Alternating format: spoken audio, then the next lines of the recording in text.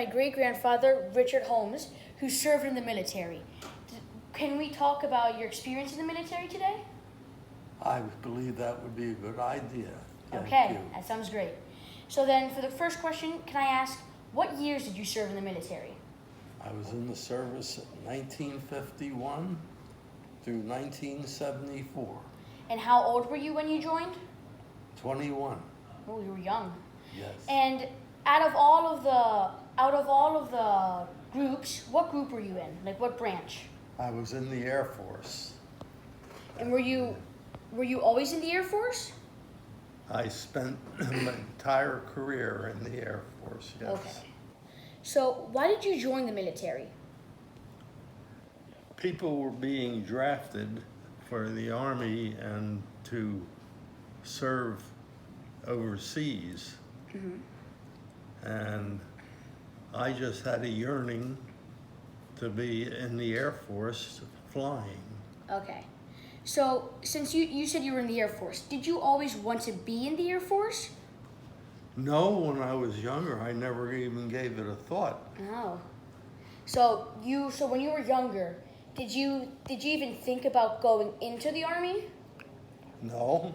Nothing. Wow. No, I was not a thought in my mind about being in the military or spending a career with it. So you said you were a pilot in the military, right? Yes. And what type of planes did you fly? I flew combat-wise multi-engine, the B-52, the C-130, and training, of course, is a completely different factor, a different airplane.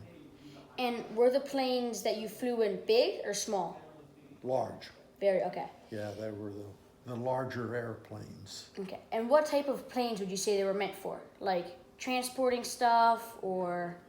Well, I spent 3 years going in and out of Vietnam, flying transport aircraft, and we moved people, we moved armament, fuel, everything. We were known as the garbage haulers. And after those 3 years, you said, did that change or did you keep doing transport? No, I was originally in Vietnam in the B-52 program. Oh, okay. And so since you were a pilot, did you go to different countries? Like, did you fly to a lot of different countries? Yes, I flew over many, many countries, but I landed in Cambodia, Vietnam, Thailand, a little island out in the Pacific called Diego Garcia. The Pacific. I have no clue where that is. No, it was south of India, out in the middle of the ocean. Oh, wow. It was 3 hours to the nearest land. In plane? Mm-hmm. Yes. Okay, so when you stopped at these places, did you stay there for a long time or did you stay there for a short amount of time? When I was flying the cargo airplanes in Vietnam, we would land as quickly as possible. Mm-hmm. We would do what we called a short field landing. Okay. And unload, reload, and take off. Sometimes we were on the ground 15 minutes, sometimes a half an hour, except when we were at our home base. So you were just in and out, right? In and out, yeah. And in one day, I would probably land at 8 different airfields. In one day? In one day. And those 8, would they usually be in the USA or like in other places? They were in Vietnam. Oh. So could you say that you spent most of your time in Vietnam when you were in the Air Force? No, very little. Oh, really? Yeah. Just a few hours. Oh, wow.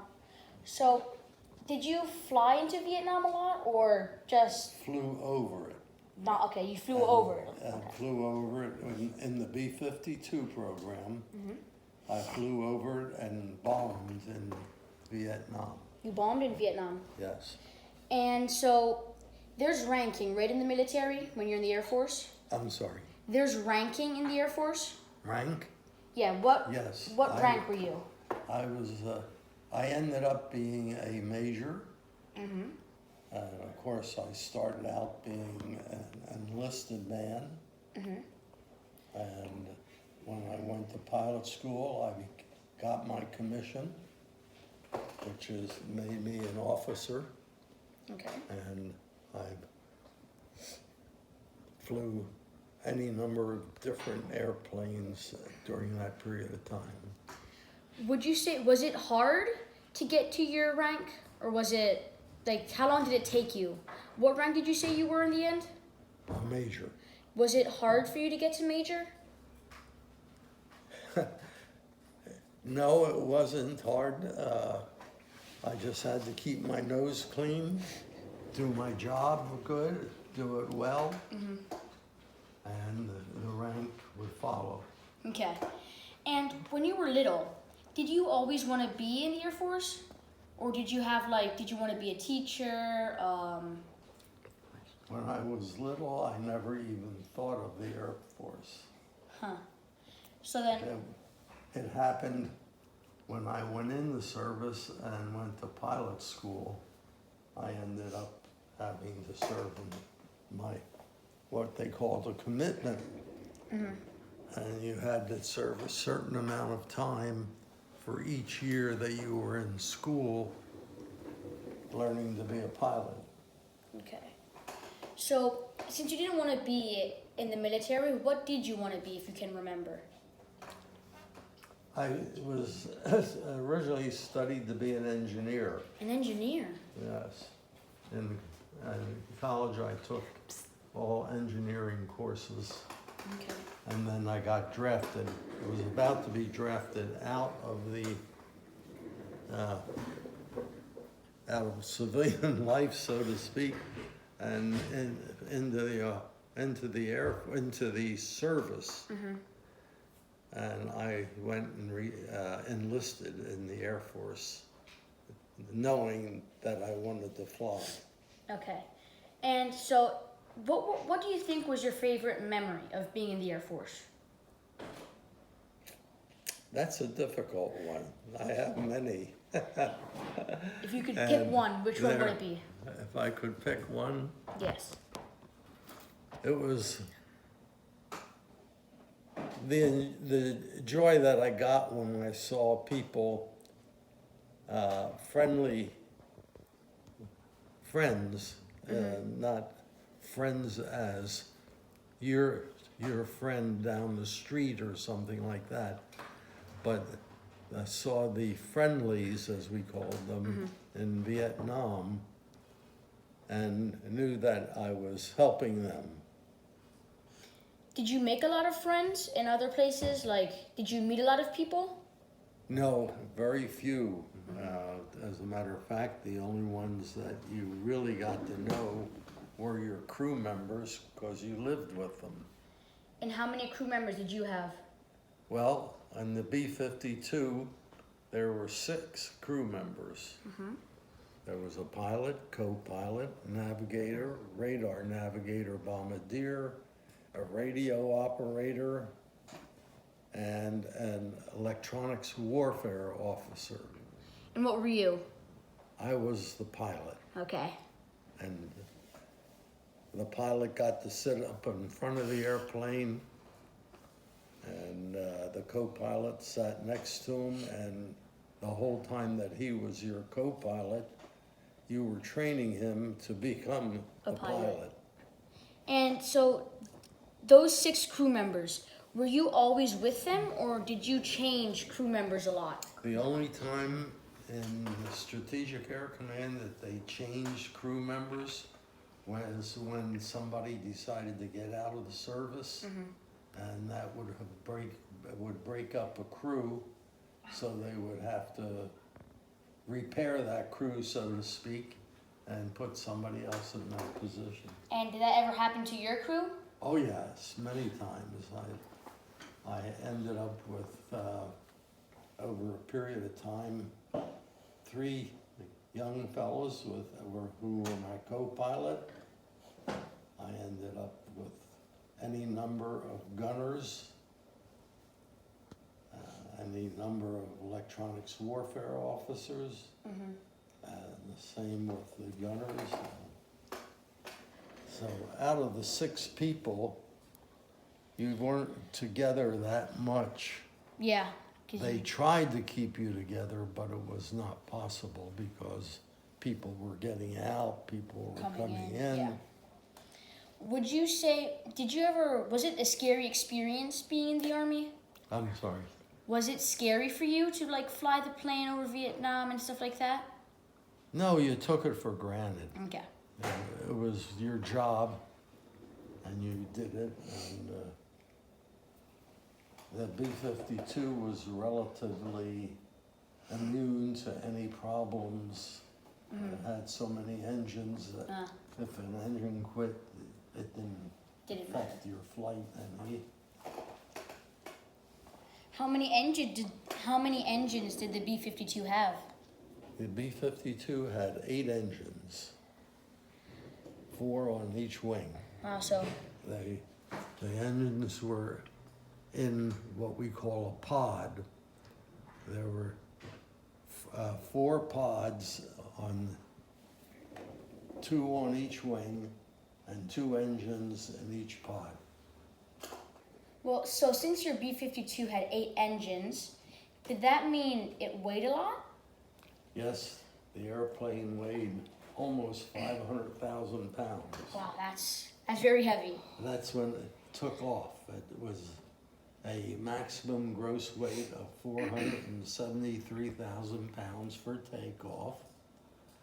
And it had over 300,000 pounds of fuel. And fuel weighed about, for practical purposes, 6 pounds per gallon. Wow. So we had a lot of fuel in it, 300,000 pounds of fuel. So did you say that you flew other planes besides the B-52? Yes, I transitioned into, excuse me, into the C-130 program and flew that from base to base in Vietnam. And it was sort of, we used to call it the trash hauler because you were going to carry anything Yeah. depending on what had to be moved around the country. So when you were flying the B-52, which weighed a lot, and when you changed to another plane, could you notice the difference in weight? Oh, definitely. So definitely, yes. The B-52 was, I hate to say it, but sluggish because it was so large. And it weighed so much. Yes. So when you took off with the B-52, was it like, could you feel that it was really heavy and like you weren't? Oh, you could Like tell. you could tell, okay. Yes, you could tell that there was a lot of weight there. And so since you needed so much fuel, would you fuel up in the air too? Yes, we had an air refueling capability. We would need a tanker, a different type of airplane, which carried nothing but extra fuel, and we would need it wherever it was scheduled, and we would fly along behind it, and the hose would come out of it, out of the tanker, and connect to the top of the B-52, which had a receptacle, and they would pump fuel into us, and that would extend our Flight. range in the B-52. And so did you almost always refuel in the air, or was it only when you needed more fuel? Well, in Vietnam, it was when we needed more fuel. Depending on what the mission was. So, but you could fly a mission without, Refueling. depending on the mission, without air refueling. And when you would refuel in the air, would it like take a long time? Now, they pumped 600 gallons a minute A minute. Wow. in the air from the tanker into the B-52. And when you say pump it, like was someone pumping or did it have a machine Oh pumping no, it? it was done by all electronic. Okay. There was a man in the back of the tanker who was what they called the boom operator. And the boom operator was an extension of a hose that came out of the tanker and connected into the top of the B-52. Okay. So do you think that nowadays you could still refuel in the air? Do you think they still do refuel in the air? No, because it takes a lot of practice. Okay. Yeah, you have to be current, what they call current in it by doing it and continue to practice. Okay. Is there anything else you'd like to say before we finish up? Well, I want to thank you for interviewing me, and I hope that you learned something and can pass it on to other folks. Well, I learned a lot today. Thank you very much, PopPop. You're welcome.